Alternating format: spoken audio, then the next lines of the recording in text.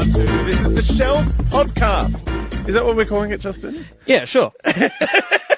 We really haven't thought this through before we started. No, this is the fabulous Adam Richard and the glamorous Justin Hamilton. I am don't glamorous. know why you have to have a moniker. Well, you know, I am wearing makeup. Define it. So, Really? What? And please don't pull your pants down and show it. I don't want to see where you painted your makeup on.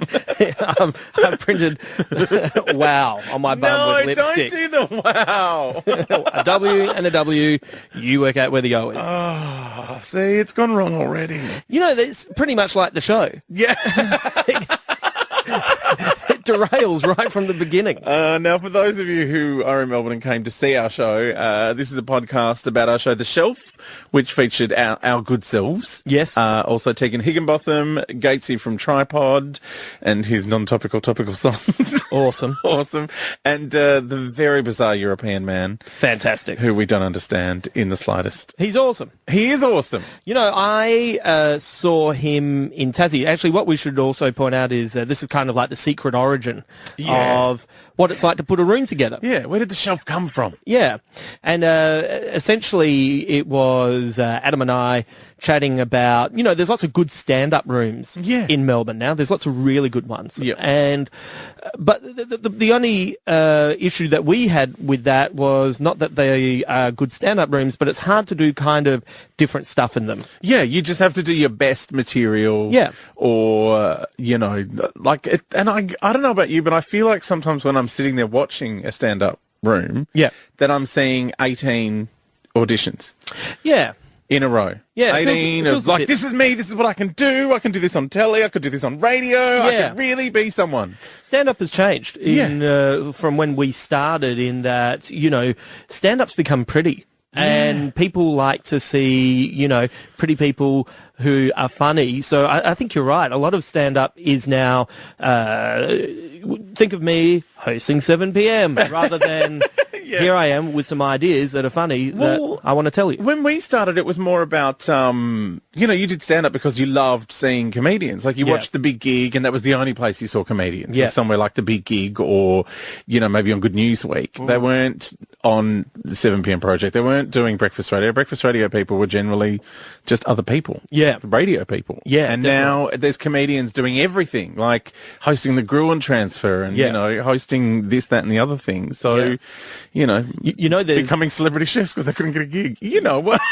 Whatever else. But you know it's out of control when you know, chef critics, TV chef critics, are making statements about it at the Logie. I know. Like, we're taking jobs away from comedians. It's like, what the fuck are you talking about? It was never a career path. No. Like, you know, you were never going to get on Getaway because you were doing stand-up back in the old days. Yeah, the reason you did stand-up was because you're into ha-ha. Yeah, you liked making people laugh and you liked having fun. But now it seems like a step up, like a step ladder to the rest of the entertainment industry. Yeah, and what's happened because everything does feel a little bit like an audition to get on a TV show, what seems to have been lost in the last, and I'd go as far as the last decade, is the collaborations that used to always take place amongst other comedians. Like in Adelaide, you know, someone like comedian Dave Williams and the wonderful Alex Collins and I, you know, for a while there we just did an improv group. Yeah. And, you know, or there was Charlie Hill Smith and I, we did two characters called Hamster and Gerbil, the Cunning Stunt Brothers, and we used to hit each other with things. And, you know, you would just every now and again step out of what you did normally and just collaborate. And you had the same thing with Rove and like there was myself and Kim Hope, Peter Hellier, Rove McManus. We used to do a show on a Monday night during the festivals. Yep. The comedy festival. Was that Shame? Shame. Yeah. Shame, and then Shame the college years. Yes. And yeah, it was just, you know, wacky sketches and mucking around and a lot of sitting on stools. And we did it for a while as the middle bracket for about 4 or 5 weeks at the cheese shop as well. And it was like we used to have fun together on stage, and we'd crash each other's gigs and be really annoying. Like I remember one night at Elbow Grease, which is the room where I first started doing stand-up. Run by Jed Wood. Run by the gorgeous Jed Wood, producer extraordinaire. I had organised Rove, Corinne Grant and Kim Hope. Yeah. And Greg Duff, who used to be in a double act with Rove for a long time, it was his birthday and he was doing a gig. And so we'd organised with Jed that we would, like, just in the middle of, like, maybe, like, he'd been doing, you know, his set for maybe a minute, like, barely. And then suddenly Bananarama music started playing because he loved Bananarama. And we came out and did this dance routine, like this fully choreographed dance. Yeah, right. Like, you know, big announcement, the Greg Duffield dances. And he's just there on stage going, what's happening? What's going on? Like, it was bizarre. Yeah. But that's the kind of thing we used to do, and no one really does that anymore. No, I think the only person who calls out during your set anymore is Fleety. Do you know what I mean? Like, because he thinks it is still the 80s. He has no idea. But you'll be in the middle of something and you'll see someone walking towards the stage, and my initial thought is, oh, someone's going to punch me. And then they step into the light and it's Greg Fleet just yelling out, I just had an idea. And I think he's about the only person who does that. Yeah. And, so... Sometimes you even get... I think people are so... set in what they're doing on stage that sometimes when you riff off their material or give them, you know, like an in-joke as an intro, sometimes I find them looking at me in a way as if to say, are you having a go? And it's like, no, it's called collaboration. Yeah, it's called mucking around together. It's like, I can make an in-joke or I can do something off the back of your material and it's actually a compliment because I'm watching you and I'm taking it in and I've had an idea that will build off it. Yeah. Rather than, but everyone's so kind of locked into what they're doing that, you know, everyone just kind of looks at, whoa, what's happening? What's that? What's that? Yeah. So the initial idea was, and there, as I said, there are some great stand-up rooms, Soft Belly, the Local is kicking goals. I will go as far as to say if you want to do straight stand-up for people from the suburbs who don't get out that often, the Comics Lounge, in the last couple of years, I find gigs there to be pretty spectacular. The Comedy Club are good. So, but what we wanted was a room where that collaboration came back, where you felt like when you paid to see the show, you weren't seeing disparate acts. You were seeing people who were all combining to make one big show. Yeah, and you weren't seeing, you know, say 4 different comedians doing the same shit you could see them do anywhere. Yeah. Like, you're not, like, you know, sure, sometimes you and I would maybe lean on some of our old material. Oh, without a doubt. But you got to warm up the crowd. Yeah. You know, you got to get the crowd Give me a warm in. hand on my entrance. Nice. But you know, it's like there were lots of, you know, we were doing the chats on. We wanted something where we could chat together on stage, and we also wanted to be surrounded by people that we liked and also felt would be collaborative as well. Yeah. So hence, you know, we were talking about European Man. Oh my God. Like, I did gigs with him. I'd seen him a couple of times and enjoyed him, but what was good was I did the Hobart Comedy Festival. Yeah. And I got to he was in the show that was on earlier. Yeah. So I watched him every night.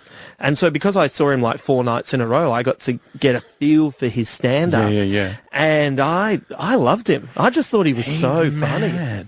And really positive. Like, he's a really positive character on stage. So even when he's telling a story that is completely lacking in forward thrust. And nothing happens. And nothing happens. He's so positive. You just sit there and go, I'm with this guy. I love it.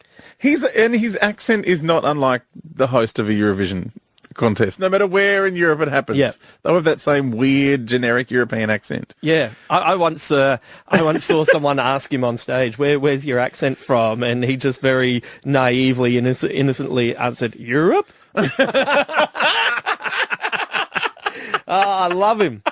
He's awesome. Well, and so, you know, getting, first of all, before we get into the team, and for people running a room or thinking of running a room or just interested in that kind of stuff, essentially, Adam and I would meet at Mario's on Brunswick Street and nut out. We would just over conversations write down ideas of things that we would like to see as punters and things that we would like to be a part of. And then once we kind of had a rough idea, then it was all about finding the venue. Yeah. And that's hard. That is really, well, we had our dream venue. Yes, which was the Top. The Top in town. And we just figured we weren't going to get it. Yeah. Well, they've said no to so many comedians. Yeah. Because apparently early in when they first opened. Right. Some comedian came and said, I'm going to do a show and it's going to be amazing for the comedy festival and you'll be full every night and it'll be great. And they did their show there and there were maybe 7 people a night, which is normal for a comedy festival show. That's 3 above the average, isn't it? Like, that's a normal comedy festival show. You know, unless you're, you know, Will Anderson. Yeah. You're not filling up a gigantic venue. You know, especially in these economic times as well. Yeah. Everyone's taken blows to the numbers that they generate at festivals, except for Will Anderson and Arj Barker. Yeah, and Josh Thomas. So, anyone who went in there was going to have trouble filling it up, and they obviously got burned and went, well, we're never doing a season ever again. And it's a band venue more than anything else. Like, it's a small, intimate, kind of cabaret-style band venue. Yeah. So... We just figured we weren't going to get it. Yeah, we just went, we won't get that. We're looking everywhere going, if only it was the top. We should at least put a call into the top. Yeah, I know. See if they've got any room. It took ages. Well, what we did was we recruited a friend of ours who's a publicist, Jodie Crocker, who... she knows how to make a phone call. She knows how to make a phone call. And she found heaps of venues that, like, you know, remember we'd be looking at the photos and going, okay, that looks all right. Yeah. And then you'd go there and it would be something like, there'd always be something just fundamentally wrong. Like, I remember one venue where you looked at and you thought, this could be great. And then you got there and the elevator that got you into the room was going to be right next to the stage. So could you imagine that? Like, could you imagine in the middle of a gag where you're just about to deliver a killer punchline, you hear ding, and then 6 people walk in, a little bit confused as to where they are. Oh, sorry. Oh, hang on a sec. Wait. Why would you put the stage next to... I don't know. But that literally was, you know, what happened. Where it was like, so where's the stage go? There. And it's like, that's where people come out of the elevator. Not a good place for it. Would have been all right if that was the entrance to the stage and when, and coming up next, literally, ding, ding, out of the lift. Ta-da! You know, that would have been awesome if you were maybe doing a theatre restaurant version of Are You Being Served? Yes. And then you come out of the lift into this venue and there's, you know, some fat man dressed as Mrs. Slocum. I'm right here. We should do a 2011 like new millennium version. Just call it Served. Served! Exclamation mark. Are you free? Fuck, I'm free. Look at me, I've got no pants on. Mrs. Slocum's vajutsi. My vagina is at home drying on the radiator because the milkman spilled milk all over it. we take all of their scripts and turn them into single entendres. Miss Bronze! Where are you going, Mr. Peacock? I'm expected in ladies' lingerie in 15 minutes. Oh, really? Served. But it was funny. So I reckon, all up, I reckon we looked at about 10... I reckon it was 10 venues. Yeah, there was heaps. And then eventually we just, might as well just ask the top. Let's just ask them. And then see what they say. And then we had a meeting with Emily Ullman, who was delightful. She was awesome. And she said, I'd love to do this. And we went, we could have put this show on ages ago. We didn't think you'd be interested. And they were great. It was, it's such a good venue. You know, also, one of the things that was important about the venue was that, you know, with stand-up nights, with lots of the good stand-up nights that are around, and because they're quite ubiquitous, it also means that the what you can charge on the door is only minimal. It's minimal. You can only go to a certain extent, and I don't think like somewhere like Spleen where it's free on a Monday night, and it's, you know, it's a great gig, but you know the lineup is fairly, you know, you turn up, you get on kind of thing. You make a call to Chandler during the week and go, I want to try out 5 minutes. Yeah, on your pop. Yeah, and it could be 10 people, it could be 20, and you know the sound there is rudimentary. It is, but the microphone stands fall apart. The microphones hardly ever work. Not that you need to. It's a room of about 20 people. Yeah, how many do they fit? I reckon they get a few more in there. It's quite. It's chockers. It's chockers, and it's what I kind of what I like about Spleen is that it is kind of a bit rough and tumble. Yeah, you know, and backstage is separated by a shower curtain. Yeah, yeah. And the guys have done a great job with that room, and you know, they do the gold coin donation, but you know, people come along and they'll get, you know, 2.5 hours of entertainment, essentially it's a for fun free. show. It's like the times I've hosted there have been some of the funnest gigs I've ever done. Yeah. And, I remember when Janet McLeod was running the Local. Remember when the Local, before it got revamped, that was kind of a rough and rumble kind of place as well. Well, yeah, you'd sit in those couches or maybe fall through to the floor. Yeah, catch the Ebola virus, but it was... And the stage, I think, was 4 milk crates and a piece of wood. It was great. and then the venue revamped itself. Yeah. And then, suddenly... a $6 jug of beer was now a $6 bottle of beer. Yeah. And then I think Janet's done a remarkable job there, because it's almost like she had to gut the old show and take a few body blows for a while, and then and now it's back kicking goals. But it's a different room. Yeah. It's a completely different room, a different vibe, different feel. Janet's really good at running a room. Like she's... Yeah. Yeah, she knows her stuff. And, Carl Chandler's doing a great job with Carl Soft Belly and Felix Barb. So I think Trav Nash is doing a really good job with Death Star Canteen down in Smith Street. That's a really open mic kind of night. But, he and Dan are like good guys, and they run a good room. And the one at the Eurotrash? Eurotrash, yeah, I haven't seen the new one, but I've heard really good stuff about that. Yeah. But, we kind of wanted to... bring a little bit of money value back to seeing a show. And so... Because generally when you go to a stand-up show, it'd be a headliner like your Dave O'Neill's or your Limo or, someone like that. And then maybe a couple of middle bracketers, who you might see, like, and then maybe too many tryouts. Yeah. No, I mean, people need stage time. You need to learn how to learn your craft in front of people. But, for an audience, if you go every week and it's like, oh, here's 2 more people who are just really not very good. Yeah, it can be hard work on the MC. Yeah. But it can be exhausting. They have their places, but the, But really... that's all there seem to be around is mostly tryouts with a couple of okay people and then, a guaranteed headliner. Yeah.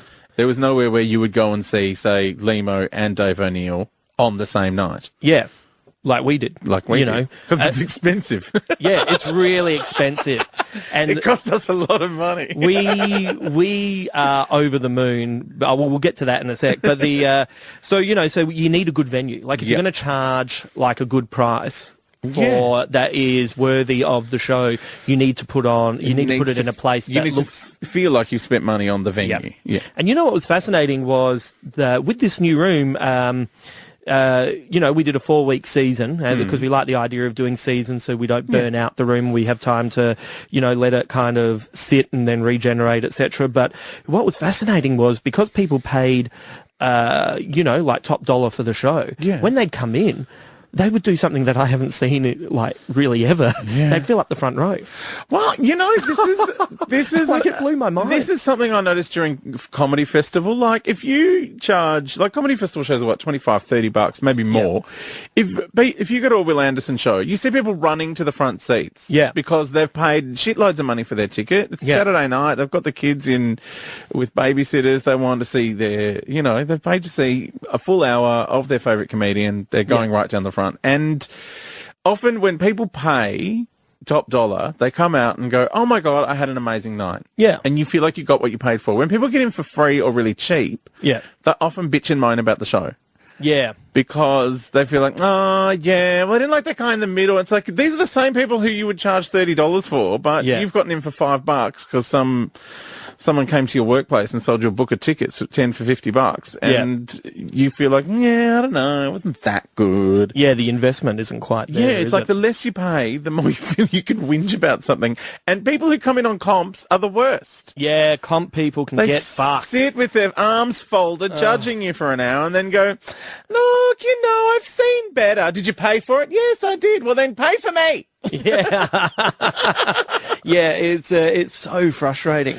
But, trying to change that way of thinking. Yeah. Well, we also offered something which you can't get anywhere else in comedy, and that's the season pass. Which was great, Which you can get on iTunes if you're watching a TV show. Why shouldn't it be for live comedy? Yeah, and, I think there was, for a first time up there was a good number that actually bought that. Yeah. So you saw each week. And then what happens with that is if you bought a season pass, you saw all 4 shows, they were getting things before the rest of the audience, which therefore made the rest of the audience go, oh, what don't I know What am I about? missing out on? You know, the regulars, they know stuff. Every time European Man would, so the way we would have European Man work is he would interrupt us at some point. Frequently. At points where he probably wasn't supposed to be interrupting us, but he did anyway. He did anyway. And what would happen is, on the first night that happened, there was, like, you could feel the audience going, oh, what the fuck is going on here? Then by the second week, the people who were there at the first week all got the giggles when it started. Then by the third week, it got a laugh. And then by the fourth week, he got a round of applause as he started interrupting. It was like all the regulars went, oh, this is a European Man bit. Here he comes. Here he is. He's going to derail it and be hilarious. Yeah. So what happened was, Emily said to Jodie, Adam, and I that we could put the show on at the top, and then it was like an Ocean's 11 moment. Yeah, you had to go around and get everyone together. Yeah, and get the crew. And one of the main things I wanted to do was get some people that you also know, but you don't see them in that light. Yeah. And the perfect person for that was Gatesy, who has played, successfully a role in Tripod for a long time. But we see him funny in a very different light. Like we hang out with him, and he's funny in a very different way. Well, it's kind of like, it's like my thing with everyone auditioning. Gatesy doesn't have to audition. He's got a gig. Yeah. He doesn't have to worry about it. He's not trying to impress anyone. Yeah. It's just about him enjoying himself on stage. And when someone enjoys himself on stage, surprise, surprise, the audience has fun. Yeah. And I felt like out of everyone, I think all of us developed week to week to week with rapport and skills, etc. But Gatesy, to me, was the most fascinating one because he'd never done stand-up before. Never. And I didn't know he was going to do stand-up. I know that first night we're standing there and he puts the guitar down. We're like, what is he doing? He only sings. What is he doing?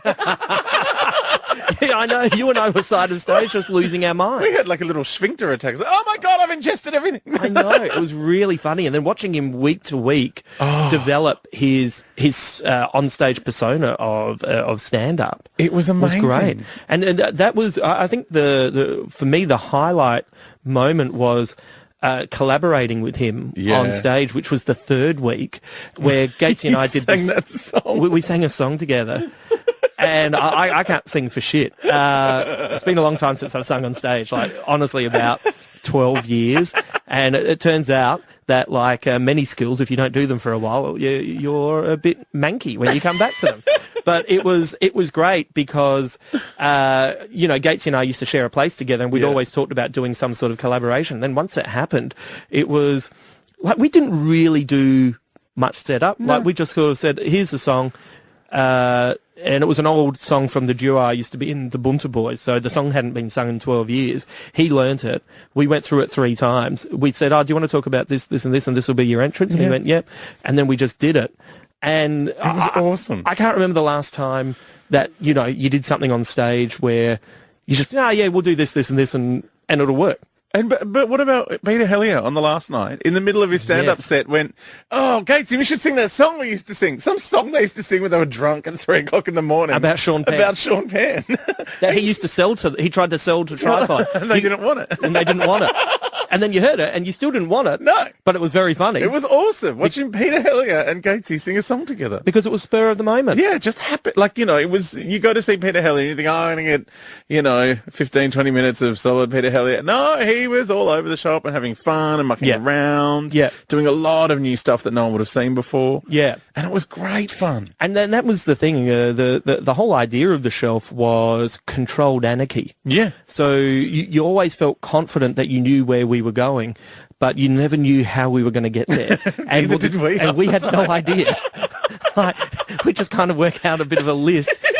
And, like putting the headliner in the middle bracket was also a nice way of changing things up. But, the first bracket each week would be, you'd get a bit of stand-up right at the start, then you'd get a chat, then you'd get, maybe some more stand-up, then you'd get some music. Get a bit of European Man craziness. Get a bit of European Man, a bit of character comedy. Yeah. And then, the first bracket was usually an hour. Yeah, it was meant to be about half. It meant to be half. Like, every show seemed to go for 3 hours. Yeah. For, when you think about it, like 20 or 15 if you got online, or if you'd bought the season ticket, which was 48, that was like $12. $12 for a 3-hour show, and you were getting, and that was the thing. We wanted to bring in quality people. Well, the other thing with the season pass is we booked the 4 weeks ahead of time, so you knew who the headliner was for each week, and then there were surprise guests announced. Later on. So we had Tom Gleeson first week, then Limo with Dave O'Neill. They were both booked at the same time, weren't they? Yeah. On the same show. And we're insane. Because we're insane. And then Denise Scott. Yep. And then we finished with Peter Hellier. So that were our 4 headliners that were in the middle bracket. Yeah. And then what we did was, we flew Will Anderson down for Denise Scott's show, where he flew in, did the chat. Yeah, just guest backed at the top of the show. And then did the game show, which we'll tell you about in a sec, which was the 3rd bracket. Yeah. And then he flew back to do Gruen the next day. And then we had on the last week Josh Thomas. Josh Thomas did the game show. Dave O'Neill and Joe Stanley did the game show in the second week. So you were seeing... Celia Pacquola first week? Oh, yeah. How good was Celia? She was amazing. Her stand-up She's learnt so much being in the UK. She's great. Yeah. And every time you see her, you always see...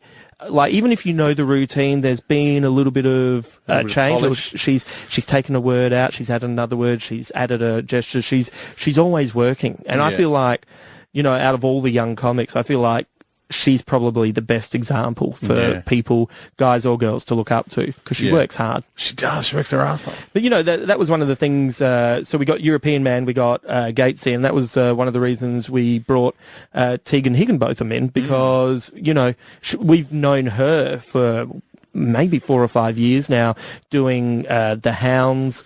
She's doing a lot of improv stuff, sketch shows. Doing shows with Watson, with Adam McKenzie, and she's just started doing stand-up in the last year and a half. Solo stand-up. And she's got a bit of the Celia skills, I reckon. Like, every time you see her, she's working hard, lots of jokes, always tinkering to polish it.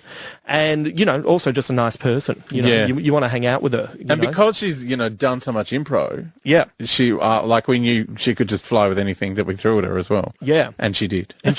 With aplomb. Yes, exactly.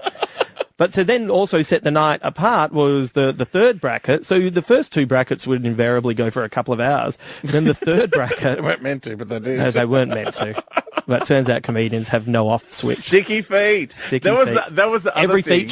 Every feature went like twice the amount of time they were meant to. Yeah. Like, I think on the first night... And I kept warning them. I was like, last week, I don't want to name any names, but stayed on stage too long. And then you'd have Denise Scott going, yeah, I won't do that. Yeah. Anyway, I'm having so much fun up here. Here's one more story. Denise Scott was hilarious because she nailed it. And then... She got like 14 rounds of applause. Yeah. But she did that thing where, when a comedian's having a bad gig and they think, I'll just keep going till I get a good laugh and then I'll get off. She was doing that on a good gig. Yeah. Look, I'll just tell you one more. Yeah. It's like that round of applause wasn't big enough. No, because it was, it's because she was, oh God, she's amazing. Yeah, but everyone was like, and I understand the sticky feet when the audience is that good. Audience was fantastic for 4 weeks in a row. Spectacular. They were up for it. They were buzzy. Yeah, and they were getting hammered on a Monday night. Yeah, I respect that so much.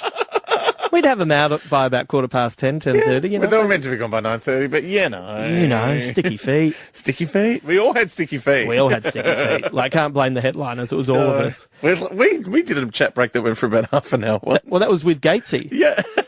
Sorry, with Will. It was you, Will, and I. Oh. That was like a 30 to 40 minute chat break. It turns out Will has lots of jokes and lots of stories. Yeah. And was excited. I know. That was one of those things we just wound him up and let him go. Yeah. Yeah, it's like, stand back.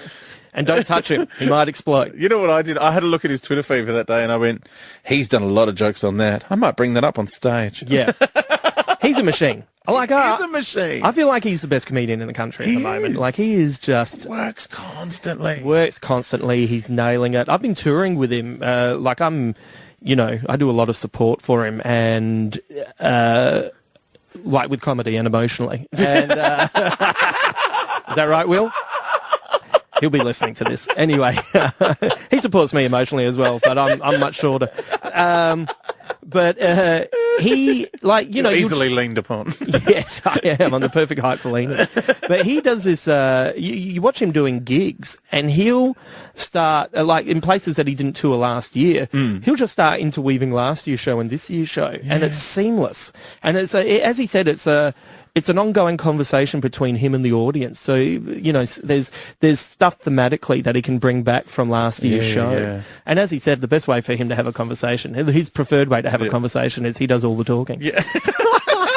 That's what it was like on stage. We would just occasionally interrupt. Yeah, exactly. I felt like I was the guy throwing the ball in the air. And he would just keep hitting it. Yeah. But you also don't want to be, you know, when someone's so good and they're ripping into it, you don't want to be that person who derails it by going, look, I know everyone loves you and you're doing really well, but can everyone look at me with a story that makes no sense and there's a handbrake on this whole situation? I used to do a radio show, and I don't want to name any names, but there were two comedians and an anchor, and me and the other comedian, yes, terrible English, the other comedian and I, yes, would get into this kind of flow of blah, blah, blah, blah, blah, and then the anchor would just kind of go, well, you know what that reminds me of? This time, and it just was like this speed hump in the middle of having a kind of a fun, flowing, collaborative thing, and it's just like, no, I need to stop you so my voice can be heard. I have nothing to say, but I need to be heard. Well, you know, it's really annoying. It's really annoying. I think you and I have talked about this because what would happen is I would host the first two brackets, and then Adam would host the game show at the end. Yeah, I took over. And it was good because I'm terrible at game shows. I've got bad concentration. That was my favourite thing, though, was asking you questions and seeing that look in your eyes of like, are you talking to me? Yeah. What? I'm in this game. Oh, hang on. Something happened where a word was used that reminded me that Christopher Nolan's releasing a third Dark Knight film, and I'm thinking about how good that's going to be. Like, that's not even a joke. My favourite was when, like, and the questions were fairly easy, you would think. Sometimes. I thought. There were some tricky ones. There were tricky ones, you know, but the audience always got them. But there was one question one week where I said, okay, who tried to eat their a census taker's liver with some fava beans and a nice Chianti? And you went, oh, Silence of the Lambs. Like, no, who? All I heard was Chianti. When I came back from thinking about how much I love the ending to Lost, and I heard Chianti. I went, and then the end, when you were giving me the answer, I went back to Lost. Have you ever thought of taking medication for ADHD? No. Mine's just getting older.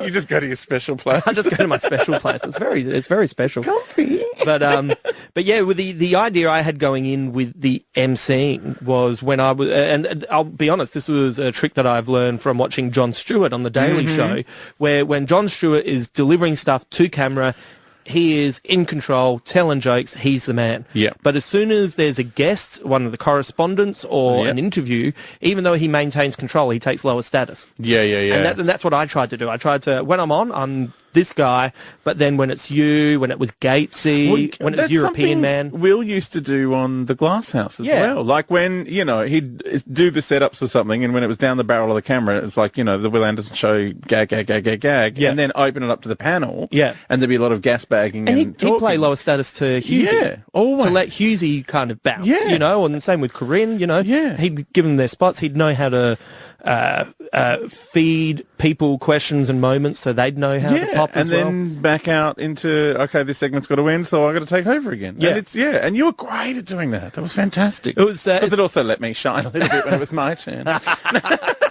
It's also a height thing. Like, it turns out lower status when you're short.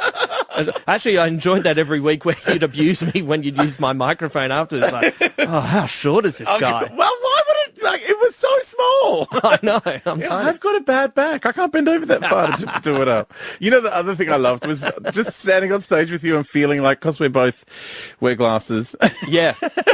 And I'm gigantic and you're quite small. Yeah, we did look like the filthy two Ronnies. Yeah, the two Ronnies for the new millennium. Surely I've got to get you a big chair. I want to get you a big chair. I reckon you could just tell a really long story in. Yeah. With my legs swinging. Yeah. That would be funny. That would be really funny. But the third bracket was a game called The Shelf. The Shelf. Which then brought back everyone that you'd watched during the night participating in a game show that was, you know, just dumb confusing, and fun. And I never explained how the game worked really very well. But that was part of the fun. You know what I discovered after the first night, which I did not foresee, was the fact that people love watching game shows, Spicks and Specs, talking about your generation, all of those kinds of things. But what you don't realise is people must be yelling at the TV all the time. I am. But now they can fucking yell at you. Yes. Because you're there. And what they don't understand is, like, I reckon I would have gotten a lot more questions right if I was in the audience as well, because there's no light on you and not all these people staring at you. Well, that was what I was doing as the host. It was like, I'd ask a question, get the 4 blank faces, just, what are you talking about? Look at the audience, and they'd all be like, oh, yeah, we know. Oh, the nerds at the front, who were fantastic. I love them. But it was good because then, there was a rapport with the audience because you'd have people they were always trying to help out Tegan. Yes. They're always trying to whisper, like when it was Tegan and Josh. And Josh Thomas, both of who had no idea what To Kill a Mockingbird was. They didn't even know it was that there was such a thing as a book. Who did Josh Thomas, who I adore? I've got such a soft spot for Josh. Who did he say that he did? He didn't know who Sean Penn was. He didn't know who Sean Penn was, no. And remember, we just refused to believe it. No, I believe it of Josh. I believe it too. We had Josh on another podcast Talking Puffy, the Puffcast, and we'd given him like 2 weeks warning. We said, we're going to call you on this day and we're going to ask you about this specific thing. Yeah. Which was, he was named one of the 25 most influential homos or something, some gay list. Him and Ruby Rose and, Justice Kirby. There were 22 others, but I don't know who they were. And so I was like, so what happened? Is there and he was like, oh, I don't know. No, I don't know. And that's it. I was like, but we told you what we were calling you about. Like, were you going to, like, maybe... That's Josh. He doesn't even know what goes on in his own life. Yeah, well, he's an interesting comedian, and I think the reason he's taken off is he is completely different to our generation in that he's anti-structure. Oh yeah, and that's the hilarity. That's the great thing about it. And what I love is you see people who are our age. Not all people, but when people who aren't into his style come up to you, they say, "Oh, I just don't get him," and it's like. You're not meant to. No. He's not for us. He's for a completely different generation. And that's why he's popped. That's why he's been so big. Because he's a completely legitimate voice. Yeah. So and they love it. And they love it. And then sometimes... He's really funny. He's really funny. Sometimes I don't really know where he's coming from, but it makes me laugh. I sent him an email. Just I sent everyone an email basically saying, "Well, this is the structure of the show. Yeah, these are the kinds of questions that we asked. These are the games. Just to get them in the mindset. Just so they, and when I saw him on the note, he goes, "Yeah, sorry, I didn't respond to your email, but I think it's funnier if I don't know what's happening." Yeah, and I'm like, "Did you read it?" He goes, "I scanned it." I'm like, "Right." Yeah, I think maybe he's illiterate. Maybe he can't actually read. That would explain a lot. And then what? You didn't turn up to this gig. I didn't know what day it was. And then what was funny on the night was we paid everyone who performed for us, and he didn't want to take any money. He refused to take money. I had to force it on him. He said I didn't do anything. I said, well, you were here. You were here. You had fun. You turned up. It's him not answering questions is funny. Yeah, it was him great. Not knowing the answers is one of the funniest things in the world. Yeah, it is hilarious. Like he and Tegan got absolute 0 for the first round. It was phenomenal. In fact, you and Peter Hellier got scores for their questions. Yeah, yeah. Which we answered just eventually. Someone had to say something. Just because But. Well, and then all the stuff that he did know, wasn't being asked of him, and he was getting frustrated. Yeah, it was great. You didn't ask him about musicals. I know. He knew all the My Fair Lady questions. Yeah, he certainly did. He did. Funny. But so anyway, that's basically what happened about getting the night together, and it ends up being, when you have that much quality on, you end up paying a lot, don't you? Yeah, it's an expensive night. It's an expensive night, but it was worth it. I'm happy to pay that.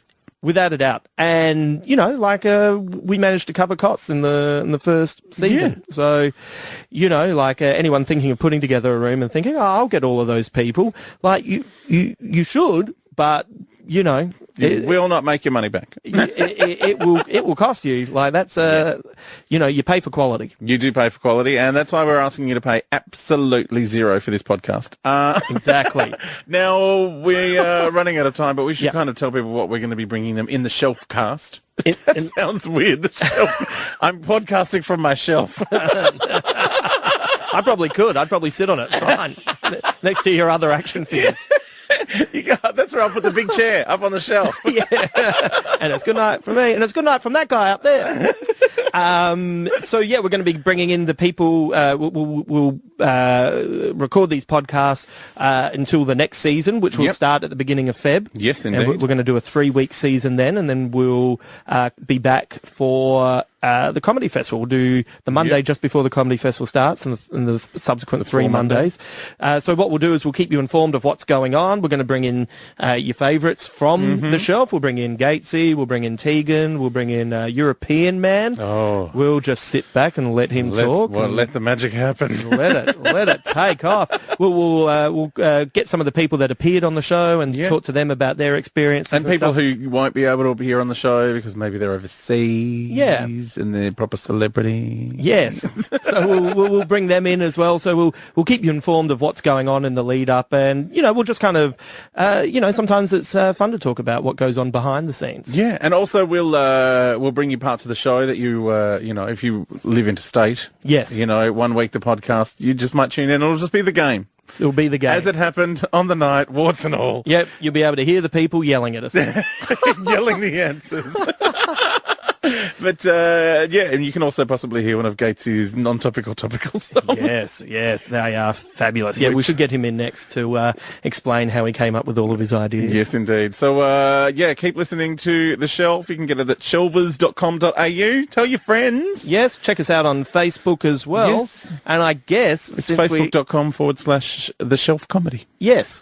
And I think we may as well finish if we are the two Ronnies from the new millennium. It's good night from me. And it's good night from him. Can you pipe down like this? Shush. I'm not hearing